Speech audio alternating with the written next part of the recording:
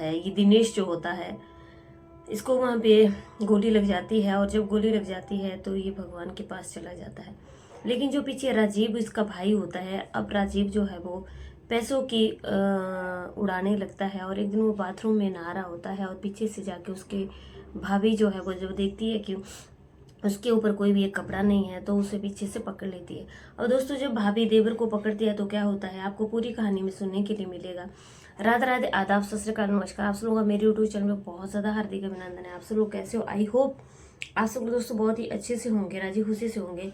बाकी उम्मीद करती हूँ कि आप पूरी कहानी सुनोगे, तभी आपको पता चलेगा। आज की कहानी जो है वो दूसरे जलंधर की है, पंजाब की है, जहाँ पे एक फैमिली रह रही होती है। फैमिली में एक पिता होते हैं, उनके दो बेटे होते हैं। जिनका नाम दिनेश होता है, दिनेश छोटा बेटा होता है, राजीव बड़ा बेटा होता है। राजीव की जो है वो शादी हो चुकी होती है, उसका एक बेटा होता है, एक वाइफ होती है। राजीव जो है वो आर्मी में भर्ती होता है और फौज में जो है वो नौकरी करता है। एक दिन दोस्तों क्या होता है कि इसकी ड्यूटी जो है वो एकदम बॉर्डर पे लग जाती है, और वहाँ से दुश्मन जो है वो एकदम हमला कर लेते हैं।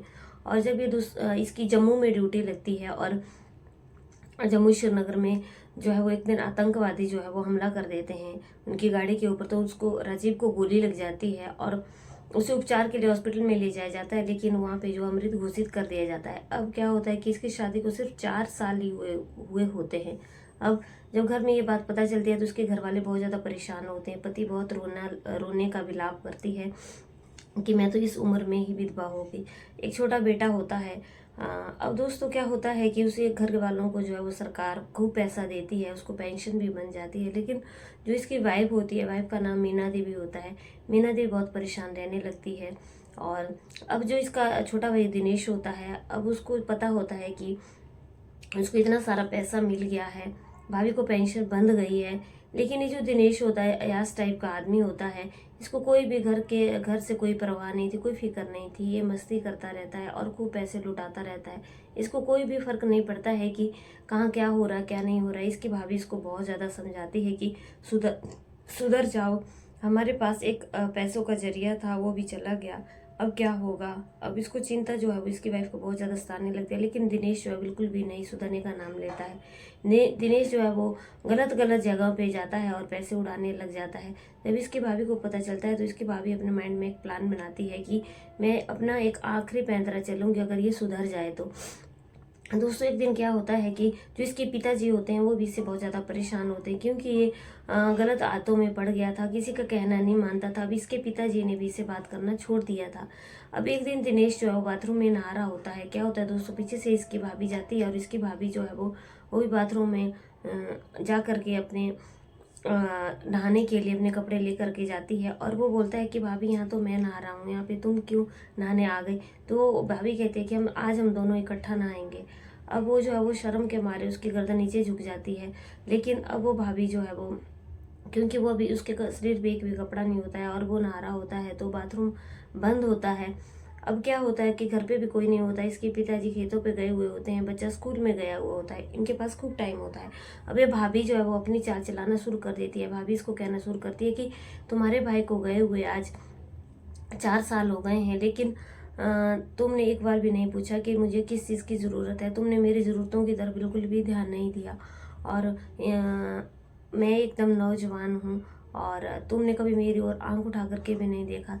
लेकिन वो बोलता है कि तुम मेरी भाभी हो। अब वो बोलती है कि अगर भाभी हूँ तो क्या हुआ, लेकिन तुम्हारा फर्ज बनता था कि जो मुझे ज़रूरत की चीज़ चाहिए थी तुम उसे पूरा कर सको। अब दिनेश लाल जो है वो बहुत ज़्यादा मन में पछताने लगता है। अब दोस्तों, इनकी इतने देर वहाँ पे बात होने लगती है, और एकदम जो है वो भाभी इसको पीछे से पकड़ लेती है, और ये भी अपनी भाभी को पकड़ लेता है। अब इन दोनों के बीच में पति पत्नी की तरह सब कुछ होने लगता है, और 1 घंटा जो है वो चीज़ वहाँ पे चलती रहती है।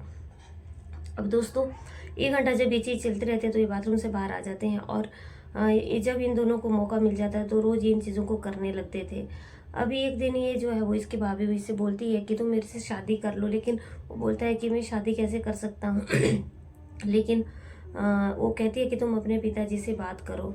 और वो ये भी कहती है कि मेरा एक बेटा है और खूब पैसा मिला हुआ है, और अगर मैं किसी और के घर में जाऊंगी तो फिर क्या इसमें गलत चीज़ है, मैं तुम्हारे घर में रहना चाहती हूँ। तो वो अपने पिताजी से बात करता है, लेकिन इसके पिताजी को लग रहा था कि अभी सुधर रहा है, तो इसके पिताजी भी इससे बात कर लेते हैं। अभी अपने पिताजी से बोलता है कि मैं भाभी से शादी करना चाहता हूँ, लेकिन इसके पिताजी बोलते हैं कि आराम से बोल, कहीं तेरी भाभी ना सुन ले, उसे बहुत बुरा लगेगा। लेकिन वो बोलता है कि मैंने भाभी से बात कर ली है और भाभी जो है वो रिश्ते के लिए तैयार है। लेकिन उसके पिताजी बोलते हैं कि उसके घर वालों से बात करो। वो अपनी भाभी से बात करता है कि तुम अपने माता पिता से बात करो। अब ये भाभी जो है वो अपने माता पिता से दोस्तों बात करती है, तो इसकी माँ जो है वो ज़्यादा खुश हो जाती है कि मेरी बेटी का फिर से संसार जो है बस जाएगा। अब इसकी माँ जो है वो शादी के लिए हाँ कर देती है। अब इन दोनों की जो है वो दोस्तों शादी हो जाती है और ये दोनों बहुत ज़्यादा खुश होते हैं, पति पत्नी की तरह दोनों रहने लगते हैं।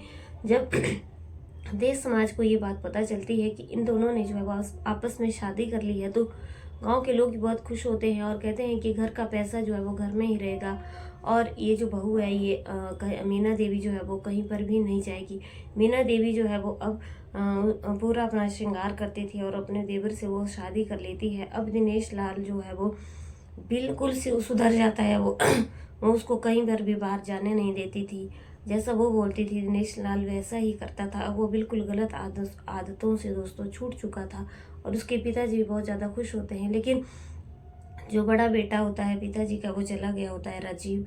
तो पिताजी को अपने बड़े बेटे के जाने का बहुत ज़्यादा गम हमेशा सताता रहता है। लेकिन दोस्तों बोलते हैं ना कि जो चीज़ चली जाती है वो कभी भी हाथ से छूट जाती है, वो कभी वापस नहीं आती है। और मरना तो दोस्तों एक ऐसी चीज़ है कि दो दुनिया छोड़ के जाता है, वो कभी वापस नहीं आता है। तो मेरा ये कहानी सुनाने का उद्देश्य दोस्तों सिर्फ आप लोगों को यही था कि मीना देवी ने जो किया वो एकदम सही किया, क्योंकि घर की बात घर में ही रही। उसने अपनी एक चाल चली कि उसका देवर सुधर जाए, वो घर के पैसों को कहीं बाहर ना उड़ाए। इससे उसके घर का पैसा भी बच गया और उसकी ज़िंदगी जो है वो फिर से खुशियों से भर गई। अगर दोस्तों आपको हमारी कहानी अच्छी लगती है तो आप लाइक कीजिए, शेयर कीजिए, कमेंट कीजिए और चैनल पर पहली बार आए हो तो चैनल को सब्सक्राइब कीजिए। मेरा ये कहानी सुनाने का उद्देश्य सिर्फ आप लोगों को सतर्क करना है, जागरूक करना है कि हमारे देश में, हमारे देश दुनिया में कुछ ऐसी औरतें भी हैं जो अपने घर की इज्जत बचाने के लिए अपने हर संभव प्रयास करती है और अपने घर की आबरू को बचाने के लिए बिल्कुल तत्पर रहती है। तो ऐसी महिलाओं को जो है वो दिल से सलाम होना चाहिए। और आप लोगों को मेरी कहानी अच्छी लगी तो दोस्तों चैनल को सब्सक्राइब करना, चैनल पर पहली बार आए हो तो चैनल को लाइक करना, और हमसे कोई गलती हुई होगी तो अपनी बहन बेटी समझ करके, दोस्त समझ के हमें माफ़ करना। कल की वीडियो में आप लोगों से फिर से मिल दूँ एक नई कहानी के साथ। अब तक के लिए जय हिंद, जय भारत।